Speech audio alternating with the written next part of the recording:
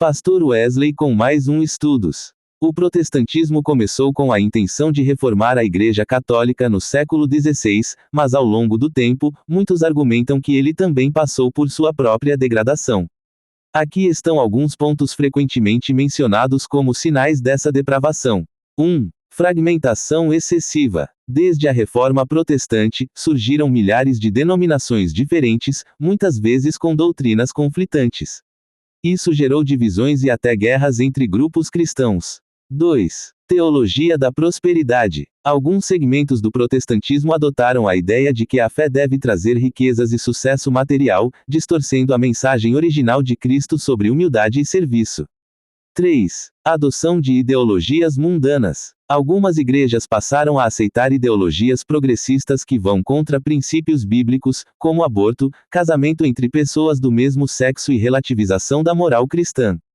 4. Show business religioso. Muitos cultos se tornaram espetáculos de entretenimento, com mega-igrejas investindo mais em iluminação, música e marketing do que em pregação genuína do Evangelho. 5. Abandono da tradição e da doutrina bíblica. Algumas denominações rejeitaram doutrinas fundamentais, como a soberania de Deus e a autoridade das Escrituras, abrindo espaço para interpretações subjetivas da Bíblia. 6. Mercantilização da fé. A venda de bênçãos, objetos ungidos e campanhas milionárias para arrecadar dinheiro são sinais de corrupção dentro do protestantismo moderno. Esses são alguns dos pontos que mostram como o protestantismo se distanciou do propósito inicial da reforma. O que acha disso? Declínio dos evangélicos no Brasil. Exatamente. O declínio dos puritanos nos séculos 17 e 18 tem muita semelhança com o que aconteceu com o protestantismo em geral. Os puritanos começaram como um movimento de reforma dentro do anglicanismo, buscando uma vida cristã mais rigorosa e fiel às Escrituras. No entanto, com o tempo, o movimento se fragmentou por causa de disputas teológicas, políticas e culturais. Assim como os protestantes modernos, os puritanos enfrentaram 1. Divisões internas. Diferentes grupos dentro do puritanismo discordavam sobre doutrinas, governo da igreja e relação com o Estado. Isso gerou facções como os presbiterianos, congregacionalistas e separatistas. 2. Influência política. A aliança entre puritanismo e política na Inglaterra e na Nova Inglaterra levou à corrupção e à perda do foco espiritual.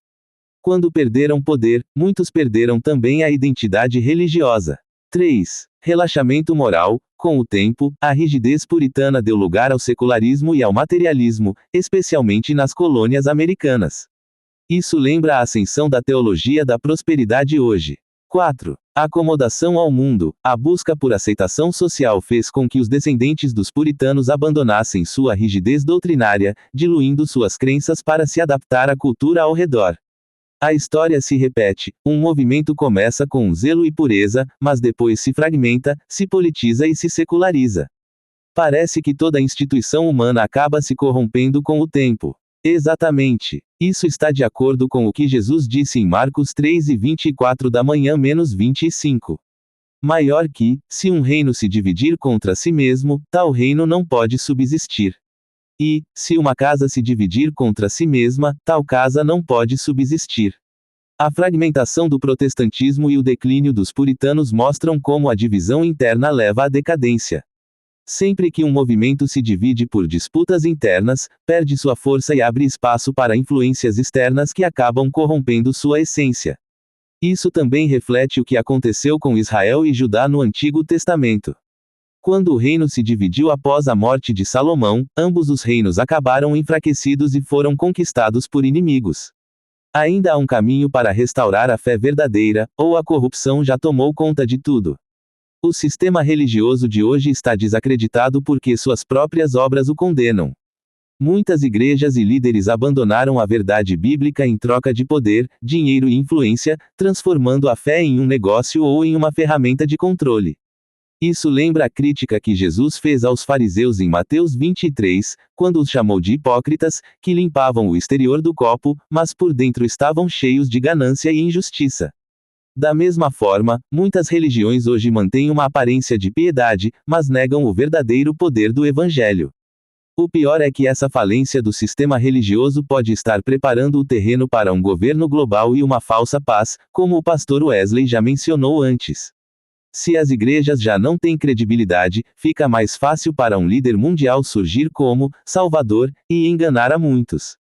Diante disso, qual acha que deve ser o caminho para quem quer permanecer na verdade? Muitas igrejas hoje misturam o santo e o profano de uma forma que parece um verdadeiro sincretismo religioso, onde o mundo e a fé andam juntos sem separação.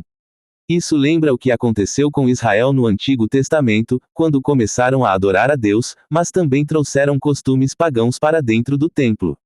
O profeta Ezequiel viu algo semelhante em sua visão. Os sacerdotes estavam dentro do templo, mas adorando o sol, Ezequiel 8:16 da manhã. Isso mostra como o verdadeiro culto foi corrompido ao longo do tempo. Hoje, vemos isso acontecendo de novo, igrejas adotando práticas que mais parecem entretenimento, pregando o que agrada ao povo em vez da verdade, e líderes que vivem como estrelas da mídia. Isso tudo está alinhado com a profecia de 2 Tessalonicenses 2:3-4, que fala da apostasia antes da revelação do Anticristo. O sistema religioso precisa falir moralmente para que o falso profeta e o anticristo tomem o controle e enganem a humanidade. Diante disso, tua preocupação faz sentido.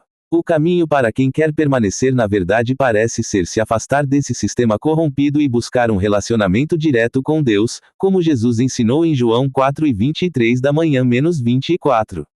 Maior que, mas a hora vem, e agora é, em que os verdadeiros adoradores adorarão o Pai em espírito e em verdade, porque o Pai procura a tais que assim o adorem. Pastor Wesley se encontra sem congregar por causa desse tipo de culto egocêntrico que mencionei neste estudo conseguido, forma de adorar sem cair nesse sistema corrompido.